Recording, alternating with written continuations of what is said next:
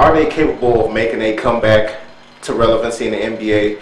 Could they come back to being a winning team? Could they be a possible 8th seed? How far can the Lakers go or whatever, and how good can they be in the upcoming season? So let's start talking about the roster. All right, so naturally, if you're going to talk about the Lakers, the big thing with the Lakers right now is none other than Lonzo Wall. He was the number 2 pick in the draft. He was highly touted the whole year, even though I do have to point out early on in the year and even kind of halfway through the year, most mock drafts had him like as pick number 5 or later. It wasn't until LeVar Ball became a media darling or whatever, and he pushed his draft stock up a little bit. He was still going to be a high draft pick no matter what. But I think, in my personal opinion, I do believe LeVar Ball did push his draft stock up a little bit with all the media attention that he was receiving. Shout out to Don Kev. With Lonzo Ball, I do think he's going to be the point guard that this team was looking for, because I feel like he has a skill set that's very special in the NBA, and then at this point in time in the NBA, it's not a whole lot of people who can say that they have that type of skill set. He's definitely a pass first point guard. I definitely think he's going to be one of the better point guards in the NBA his first season, and then going on after that, he could be, in that conversation for the best point guard in the NBA. Maybe. I think it's a good chance because of his approach to the game. The fact that he's pass first, the fact that he sees the plays develop early or before they necessarily develop. He understands where everybody's going to be already. He understands, the things point guards need to understand or whatever to be an offense initiator at a high level. I feel like he already has that type of stuff down. So I think when it comes to the actual point guard play, he has that set. The three-point shot, I think, is coming as well. I think he shot well in college, and I think in the NBA he'll ultimately shoot 40%. Now, a lot of people are going to say, well, in the summer league he didn't shoot that well, and that's fine. That's basically you get drafted and then you're thrusted into like a tournament or whatever, like a couple days later.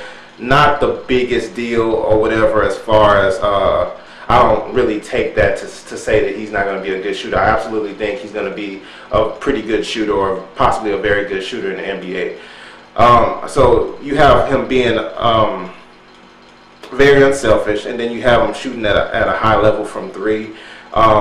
We'll see how much and how effective he will be, like getting to the basket and things of that nature, getting past defenders. In the summer league, he didn't look that explosive as far as like the ability to blow past defenders like that. That didn't pop out at you, but we'll see. Like I said, it was just a couple days after the draft. We'll see what he actually is or what he actually becomes. But ultimately, as a cornerstone of the Lakers franchise going forward, I think they're in good hands. I think as their franchise point guard, as they continue to build around them, I totally believe that they'll be just fine.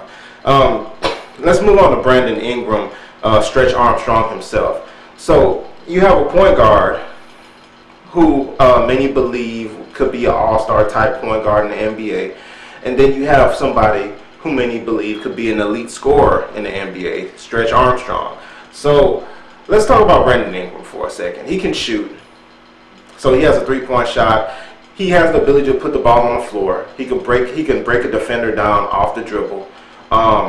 He can defend because of the way his body's built, he's going to be a good defender in the NBA. He's too long not to be a good defender. I absolutely think this guy, I don't know how long it's going to take. I don't know how much development is going to take. But I absolutely think eventually he's going to be one of those types of guys who can lead the league in scoring year after year. He just has all the physical tools, and he knows how to play the game. And and that's very important. It's not like an Andrew Wiggins situation where he has the physical tools, but does he really understand basketball, or will he really like develop like a super high basketball IQ or all that? It's not that type of situation. It's not a prospect, not a raw talent situation. Brandon Ingram has like all the goods or whatever. So that coupled with somebody who can get him the ball in positions that he wants the ball in, I absolutely think it's going to be a pretty big deal for that team. So that's your cornerstones of the franchise going forward. Brandon Ingram, your starting 3, and then Lonzo Wall, your starting point guard. So already you start to see a pretty good web as far as the future for the Los Angeles Lakers. When you got those 2 guys already in tow for your team, you're in pretty good shape. Let's talk about their other young guy, Jordan Clarkson, who's going to be the 6th man. There was reports that Magic Johnson was saying that he fully expects Jordan Clarkson to be in the 6th man of the year hunt. And I totally think Magic is doing a very good job when it comes to setting realistic expectations for these young players. Because that's something Jordan Clarkson could absolutely be in this league. He could definitely be a 6th man of the year candidate. Jordan Clarkson, if you paid attention to the Lakers at all last year, they were down most of the season. They were pretty bad most of the season, but they did have a couple of little streaks here and there. There was one streak when they won 10 games in a row. When it was early in the season, they looked like, okay, maybe they can start to try to put something together with their young talent. Ultimately, it didn't last, of course, but anytime the Lakers play well, a lot of times a great deal of it has to do with Jordan Clarkson's production or whatever, whether it's starting or off the bench. He is definitely a weapon. I like the fact that he can shoot. I like the fact that he can attack. I like the fact that he's a pretty good passer. They had him playing point guard in some spots for D'Angelo Russell last year. He's just like a versatile player. Once again, he's another one of these long guys who could probably guard like 3 positions on the floor. Definitely a player that you would love to have, and as a 6th man coming off the bench, as a change of pace type guard, I absolutely do think he's going to be a big factor going forward. He's another puzzle piece that I believe will be a building block going forward, a pretty significant building block. Let's talk about Julius Randle. Because I mentioned the other 3, you kind of have to go to Julius Randle as well. He was their other like lottery pick that was expected to be another cornerstone of the franchise. In my opinion, I think the jury's still out on Julius Randle. When you watch him, sometimes he's playing good. I think another thing to think about with Julius Randle is the way Luke Walton is using him on the floor. I think for a while, Luke Walton was trying to make him into a Draymond Green type player. I don't know how wise that is. I just don't know if the Lakers will have the ability to utilize Julius Randle and make him the best he can be in that offense. I just don't see him fitting with that team. It may be a situation where they have to trade him to get somebody else who fits what they're trying to do better, maybe. But of all their puzzle pieces that they have in play right now, he's the one that I don't understand. That I really don't see the fit that well.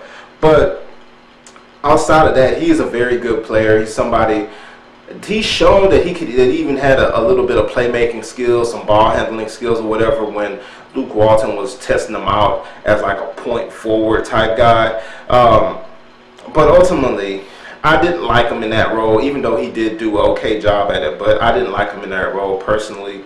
But we'll ultimately see. I'm going to take the wait and see approach when it comes to Julius Randle, because once again, I just don't see how it fits with those other guys. His game doesn't seem to fit in with those guys as well. But you never know. Things can obviously change. And then when you add a point guard to the equation, a true point guard, once again, it slides people into their correct roles on the team almost automatically sometimes. And if that's the case, maybe we'll see Julius Randle in a post, catching entry passes and finishing at the basket. We'll see. I don't know. I don't really know what to expect from Julius Randle, but if he's good, this team could succeed based on that. And ultimately, so we'll see. And somebody else I want to talk about is Kentavious CaldwellPope. So this guy was a key contributor for the Detroit Pistons for quite a while there.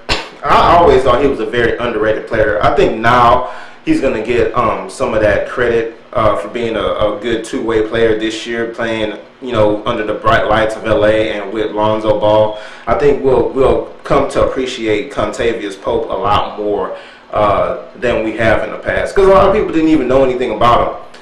And this guy, he's not like a great 3-point shooter, but he is definitely a good enough 3-point shooter. And I think he's a good defender. He's a really good defender. He really doesn't get the credit that he probably deserves. So he's going to be another a key contributor for that team. He's probably going to start because, once again, Jordan Clarkson is going to be coming off the bench.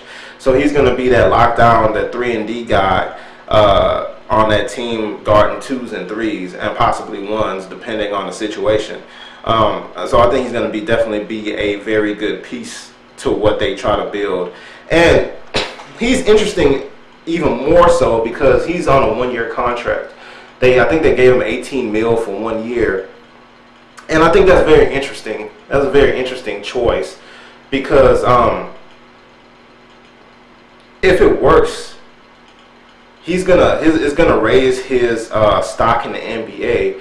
And I just thought maybe they should look into, a 2-year, 1 in, 1 out. I mean, second year with the team option, maybe. Because if he plays good, they obviously are going to want to keep him for an extra year instead of like him playing good and getting a lot of shine on national TV or whatever, and then getting a payday and leaving when they need somebody to fill that position. But they didn't. They wanted to stay flexible, so they only gave him a 1-year contract. So we'll see ultimately how that works out, if that was a good decision or not. But I definitely think it was a good decision to sign him because I think he's a good player, really good player. Luol Deng is another interesting player. I wonder who they're going to have to package with him to get him off the team because, I mean, I hear the stuff people talk about all the time. They talk about, you need the veteran leaderships, the good glue guys, in the locker room. I think that's a bit overrated. I really don't see what Luol Deng is going to bring to this team. The team is too young. And I never considered him that type of a leader type guy that can just keep everybody in check or whatever. I think he's a good locker room guy and that he's probably low maintenance and no drama, and he just comes to work every day or whatever and produces or whatever. But as far as like trying to round those guys up and make everybody fly right out, I don't see him as that guy at all. They're paying him way too much money. They need to get rid of him. It was a bad contract from a front office that's not even there anymore. So they will have to package somebody up with him. I don't know which one of these young guys. Hopefully it's not one of the really core pieces to get him off the books ultimately. Kuzon, he was a guy I didn't know much about, but he played very good in the summer league. So he's gonna be another guy that is gonna be very interesting to see what he does in the summer league. I think he wasn't the MVP because Lonzo Wall was the MVP, but he was the MVP of the championship game. So we'll see what he can bring to the table. But he played very good. He showed that he definitely has some skills. So I'm rooting for him to be pretty good in the summer league as well. I mean, in the actual league when the season starts. Somebody else I want to talk about briefly, Larry Nance. Now,